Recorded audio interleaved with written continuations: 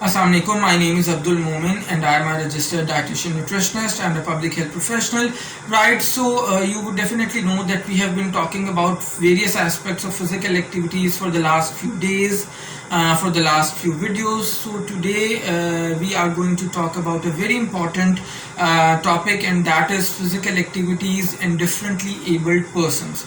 Right, so as you know, the differently abled persons are absolutely similar to us. It's just that they have some sort of problem related to their eyesight, or maybe their hearing, or speech, or maybe some sort of physical disability due to one reason or the other. They cannot get out of the wheelchair, or maybe they cannot get out of the bed.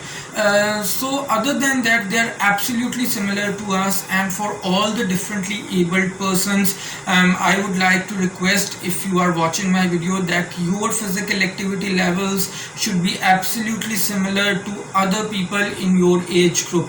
If you have not watched one previous video of mine in which I have in detail discussed about the physical activity recommendations for different age groups based on the guidelines of the World Health Organization, then please do watch my video, and then you would definitely know that based on your age group, what kind of physical activity should you do and how much physical activity should you do every day or every week, right? So number two, for all those persons who might be having some of these problems, they must be thinking that what kind of physical activities we can do. So for all of you, based on the type of problem you are facing, you could either do some sort of brisk walk on daily basis, maybe inside your homes or even outside your homes, if you have got some sort of assistance or some sort of social support, or if you have a family member who is there to support you all the time. Similarly, you can also do some sort of jogging under some supervision.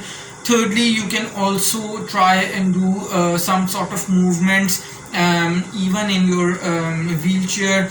Try and not to go for the electronic wheelchair, because that will definitely restrict your movement of muscles as well as bones. Try to use a manual wheelchair because in that particular way you will be using more of your muscles and more of your bones. You will be strengthening your muscles and bones as a result of that, which will be something good for you. Then also you can play some sports even confined in your wheelchair. Maybe you can go for some softball, some basketball, some football.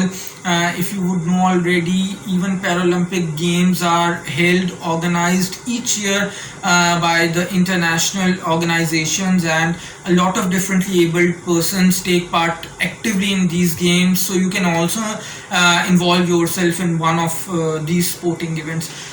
Also remember that a very major problem with regards to the health of differently abled persons is that the weight gain is quite common, because they are generally unable to move out of their get out of their wheelchair or get out of their beds. So it is very, very important for all of you to do some sort of movement, some sort of motion, regardless of the type of problem that you have. And last but not the least, all of us should actually remember that social support is something which is extremely important for all the differently abled persons. Not only the sympathy or the empathy is something which is required by differently abled persons, but our social support is definitely something which is going to help them big time. And this is what we should be trying and doing for all such persons. So do like my video, make your comments and let me know if you are liking the content or not. Share this video with others so that others can benefit as well. If you are watching my video for the very first time, do consider subscribing to my channel and also hit the bell icon so that you do not miss any of my future videos. Until next time, it's bye bye from my side.